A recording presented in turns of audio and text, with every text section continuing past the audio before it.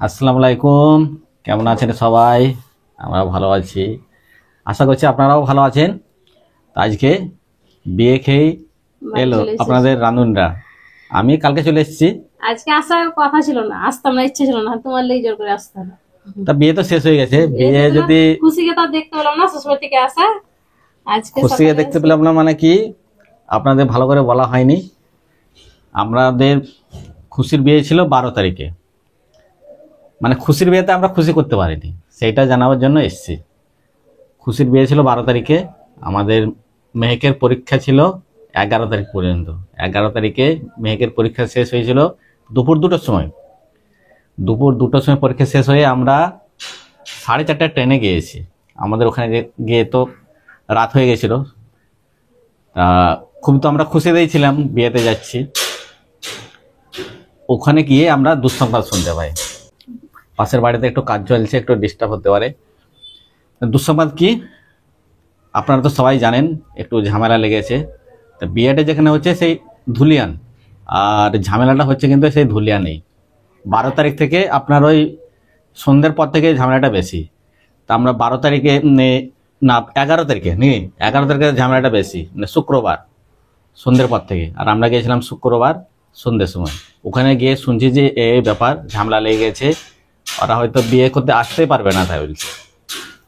এবার গিয়ে আমাদের মন খারাপ, কত খুশিতে আমরা গেলাম। আর সবকিছু তো আয়োজন করেছে আর করেছে। গিয়ে মন খারাপ আমাদের নিয়ে।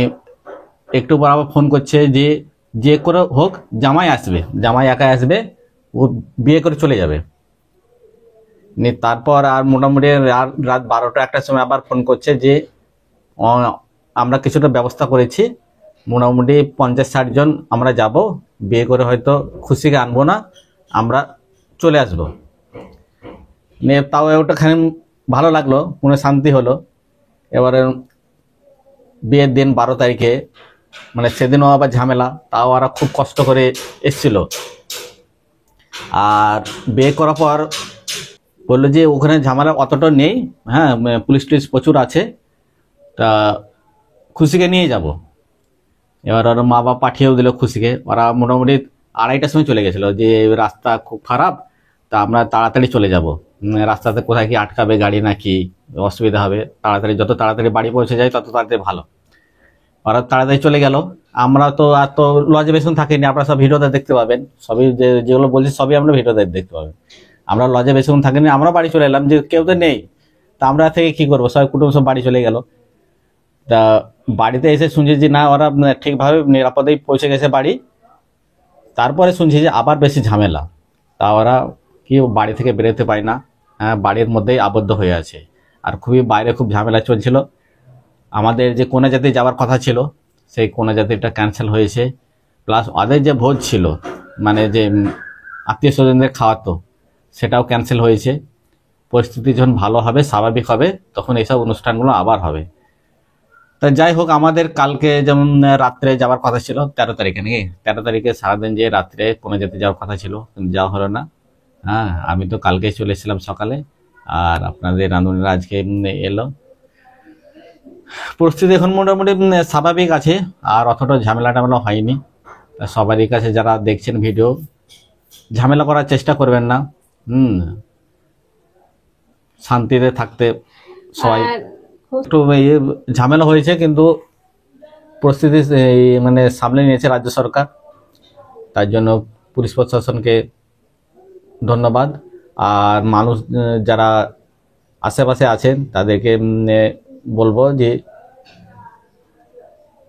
সংযতভাবে থাকেন, শান্তিভাবে থাকুন। আমরা খুবই ভালো আছি, আমাদের সবাই খুব ভালো আছে, মানে কোনো প্ররোচনামূলক মানে কথাতে কাউরের কান দেবেন না। মানে গুজব ছড়িয়ে এইসব বেশি হচ্ছে।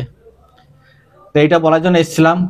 আমরা ব্লগে আপনারা সব দেখতে পাবেন, তাও আমরা একটু খুশি করার চেষ্টা করেছি, খুশি হওয়ার চেষ্টা হয়েছে। খুশির বিয়েতে খুশি হয়নি, কিন্তু তাও সাবে হওয়ার চেষ্টা করেছি। তা প্রথমে একটা বিয়ে দেখাবো, তোমার চাচাতো ভাইয়ের বিয়েটা, তারপরে খুশির বিয়েটা দেখাবো। সবাই দেখবেন, খুবই ভালো লাগবে। মানে আনন্দের মধ্যেও দুঃখ, নতুন অভিজ্ঞতা একটা বিয়ের। ঠিক আছে, কি বলবা তুমি? ঠিক আছে। কোনায় যাত্রী যেতে পেলে না, বিয়ান বাড়ি দেখতে পেলে না,